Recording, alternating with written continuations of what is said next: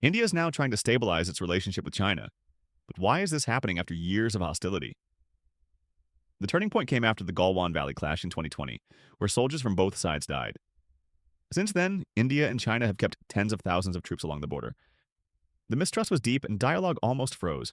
But now things are shifting. Indian Foreign Minister S. Jaishankar met Chinese President Xi Jinping and top leaders during the recent SCO summit. Both sides are signaling that they want to normalize ties. Why? Because pressure is building. India has been hit with trade challenges, especially after the US imposed steep tariffs on Indian exports.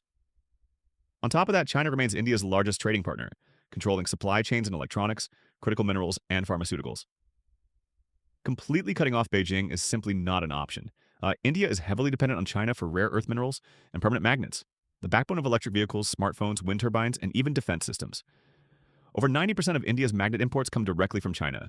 When Beijing introduced new export controls on rare earths earlier this year, India's industries immediately felt the heat. That's another reason New Delhi cannot afford an all-out confrontation with Beijing. So India is looking to reduce tensions. Agreements on disengaging troops, reopening the Kailash Mansarovar pilgrimage route, and restarting dialogue are all signs of this effort. At the same time, India is pushing to build its own rare earth supply chain and attract investments to cut dependence on China. But that will take years. Still, big problems remain. China's close ties with Pakistan, the unresolved border, and Torah-sensitive issues the bottom line. India doesn't trust China, but it cannot ignore China either.